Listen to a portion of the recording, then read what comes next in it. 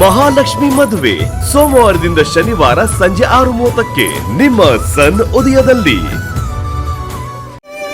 ನಾನು ಎಲ್ರ ಹಾಗೆ ವಯಸ್ಸಿನಲ್ಲೇ ಮದ್ವೆ ಆಗ್ಬೋದಾಗಿತ್ತು. ಆದ್ರೆ ನನ್ಗೆ ನನ್ನ ತಂಗಿದಿರ್ಗೆ ತಾಯಿ ಇಲ್ಲ. ನಾನು ತಾಯಿ ಸ್ಥಾನದಲ್ಲಿ ನಿಂತು ಅವ್ರ ಜವಾಬ್ದಾರಿನ ತಗೋಬೇಕಲ್ವಾ? ಅದಕ್ಕೆ ನನ್ ಗುರಿಲಿ ನಾನು ಹೆಜ್ಜೆ ಹಾಕ್ತಿದ್ದೀನಿ.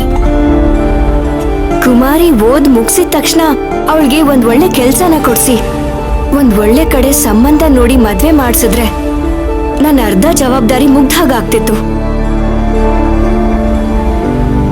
ಆಮೇಲೆ ನನ್ ಮದ್ವೆ ಬಗ್ಗೆ ಯೋಚನೆ ಮಾಡ್ತಿದ್ನೋ ಇಲ್ವೋ ಗೊತ್ತಿಲ್ಲ.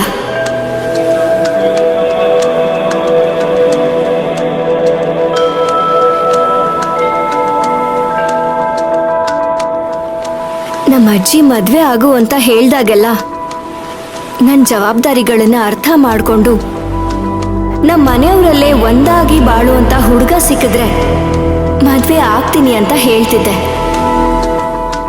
ಯಾಕೆ ಅಂದ್ರೆ ಮದ್ವೆ ಆಗೋ ಪ್ರತಿ ಒಂದ್ ಹೆಣ್ಣಿಗೂ ಅವಳದೇ ಆದಂತ ಆಸೆ ಕನಸುಗಳಿರುತ್ತೆ.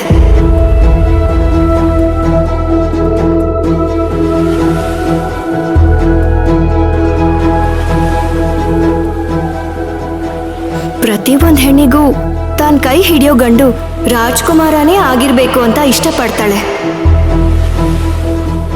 ಅವನನ್ನ ದೇವಸ್ಥಾನದಲ್ಲಿಟ್ಟು ಪೂಜಿಸ್ತಾಳೆ. ಜೀವನ ಪೂರ್ತಿ ಜೊತೆಯಾಗಿ ಕೈ ಹಿಡಿದು ನಡಿಬೇಕು ಅಂತ ಬಯಸ್ತಾಳೆ.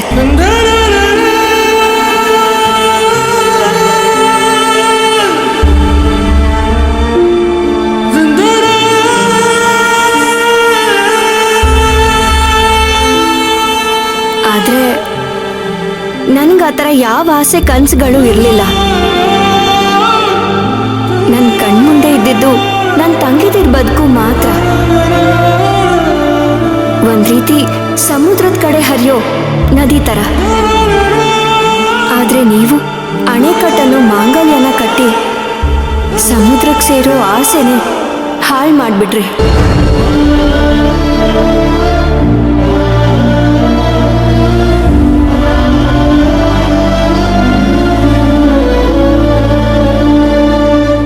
ಮದ್ವೆ ಅನ್ನೋ ಬಂಧದಲ್ಲಿ ಕಟ್ ಹಾಕ್ಬಿಟ್ರಿ.